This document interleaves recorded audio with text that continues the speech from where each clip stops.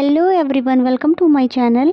तो बिना किसी देरी के शुरू करते हैं इस एपिसोड को। एपिसोड की शुरुआत में दिखाते हैं मिली ने 4 लड़कियों को सिलेक्ट किया था डांस परफॉर्मेंस के लिए। फिर नेक्स्ट सीन में हमें जुकाई को दिखाते हैं जो कि इस बात पे बहुत ही ज्यादा गुस्सा था कि एल्डर्स को इनकी बात मानने की क्या जरूरत थी। और दूसरी तरफ वो अच्छे से जानता है कि मिली कोई भी बात अगर एक बार करने के लिए ठान जाए तो फिर वो पीछे नहीं हटती। एंड देन नेक्स्ट सीन में हमें जियान को दिखाया जाता है जो कि छुपके छुपाते हेडुंग से मिलने के लिए आया होता है, उसके लिए कुछ सामान लेकर, जिसपे हेडुंग डांटने लग जाती है कि तुम यहाँ पर क्यों आई हो, तुम्हें किसी ने देख लिया तो। पर जियान तो उसके लिए फील करने लग गया था क्योंकि जियान को हेडुंग की फिक्र थी। और यहाँ बातों ही बातों में हेडुंग ने जियान के मुंह पर हाथ रख दिया ताकि कोई उसकी आवाज ना सुन ले। और उसका ऐसा करना तो जियान के दिल में उसके लिए और भी जगह बना देता है। एंड देन हमें नेक्स्ट सीन में दिखाया जाता है जिनको, जो कि जंगल में कुछ हर्ब्स लेने आई हुई थी। अभी उसकी नजर एक लड़की पे पड़ी जिसको हेल्प की जरूरत थी। फिर वो जैसे ही उसका फेस देखती है तो उसको पहचान जाती है कि ये तो पॉइजन मास्टर की बेटी सूही है। लेकिन हम देख पाते हैं कि सूही उसको नहीं पहचानती और सूही ने अपनी याददाश्त खो दी है। उसके बाद वो उसके घर तक जाती है जहां उसे पता चलता है कि 5 साल पहले सूही मरी नहीं थी बल्कि उसने अपनी याददाश्त खो दी थी। नेक्स्ट सीन में जिन ने आके यही बात पॉइजन मास्टर को भी बता दिया था, जिस पे तो उसको यकीन ही नहीं आता। और फिर वो कहता है कि मैं भी सूही को देखना चाहता हूँ, तभी मुझे यकीन आएगा। नेक्स्ट सीन में हमें मिली को दिखाते हैं जहाँ पर वो चारों लड़कियों को प्रैक्टिस करवा रही थी राजकुमार के सामने बिहेव करने के लिए, जिसके लिए उसने बैकी को असिस्टेंट बना लिया था। वो बोर्ड पर एक रोमांटिक सी लाइन लिखती है और कहती है कि मैं देखना चाहती हूँ कि कौन सी लड़की बैकी के सामने इसे अच्छे से बोलती है। इन लड़कियों में हेडुंग भी शामिल होती है। फिर सारी लड़कियां बारी बारी से वैसे ही करती है जैसा कि मिली ने करने के लिए कहा। वहीं खड़े होकर दूर से जुकाई और जिनो भी देख रहे थे और हुडिया को तो ये सब देखकर बहुत ही ज्यादा गुस्सा आ रहा था कि आखिर ये बैकी इतनी सारी लड़कियों के बीच में कर क्या रहा है। फिर छुपके छुपाते वो उसे देखने के लिए आ ही रही थी कि वो भी इनसे टकरा जाती है।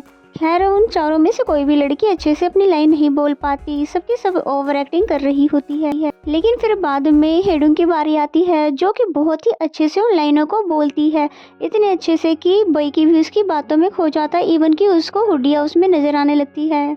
और फिर मिली को जुकाई के लिए हेडुंग ही पसंद आती है, जबकि हुडिया को तो बहुत ही गुस्सा आता है कि बैकी उस लड़की को ऐसे कैसे देख सकता है। और अब यहाँ तो एक और आशिक आ चुका था, यानी कि जियान को हेडुंग को देख कर कि किसी और मेल के साथ फ्लर्ट कर रही है बिल्कुल अच्छा नहीं लगता।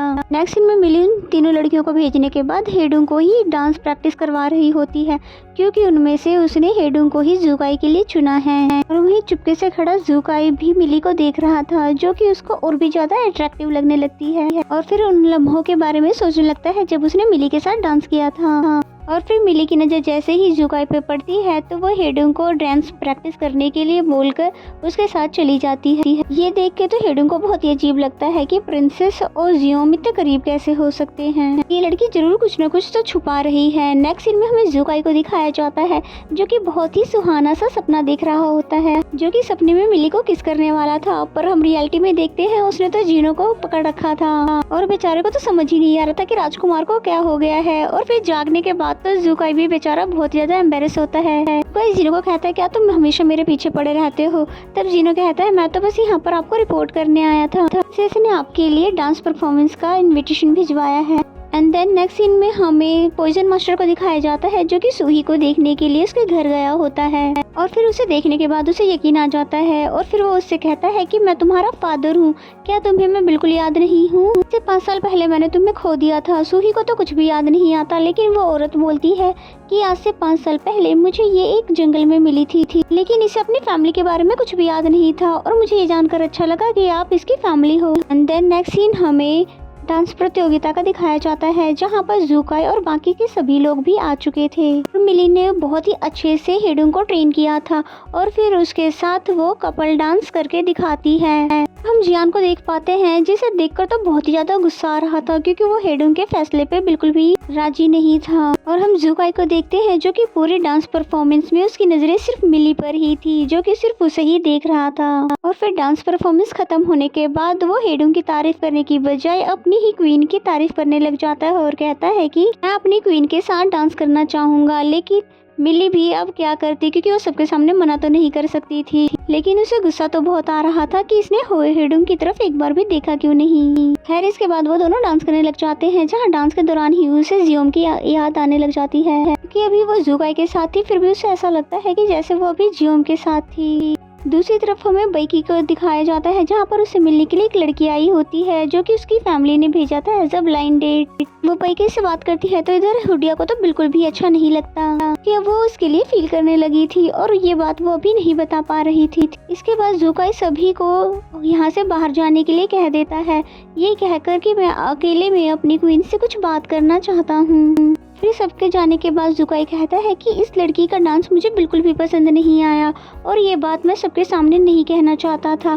ताकि तुम हर्ट ना हो। चलो अब इस लड़की को महल के बाहर भेज दो और तुम एक बात याद रखो कि मेरे दिल में सिर्फ एक ही लड़की है, वो भी सिर्फ तुम हो। कि तभी हेडुंग अपना इमोशनल ड्रामा शुरू कर देती है और कहती है कि मेरी इस पूरी दुनिया में कोई भी नहीं है और मैं बचपन से ही एक जालिमों के हाथ में पली बड़ी हूँ और जिन्होंने मुझ पे बहुत ही ज्यादा जुल्म किए हैं, प्लीज मुझे आप ऐसे रिजेक्ट ना करें। और वही जियान भी चुपके से इन सभी बातों को सुन रहा था और फिर उसे बहुत ही ज्यादा गुस्सा आने लग जाता है उन जालिमों पर जिन्होंने हेडुंग के साथ ऐसा किया था। जुकाई कहता है कि ठीक है, तुम चाहो तो महल में रह सकती हो, लेकिन मेरे रूम में आने की कोई भी जरूरत नहीं है। नेक्स्ट सीन में हेडुंग मिली के सामने भी इमोशनल नाटक करने लग जाती है और कहती है कि मैं तो यहाँ पे सिर्फ राजकुमार के लिए आई थी और फिर अगर वही मुझे अपने रूम में नहीं आने देंगे तो यहाँ पे रहने का क्या फायदा। जिस पे मिली कहती है कि तुम फिक्र मत करो, तुम्हें इस महल में रहने की इजाजत मिल गई है तो तुम्हें मैं उसके रूम तक ले जाने के लिए भी कोई ना कोई तो बंदोबस्त कर ही लूंगी।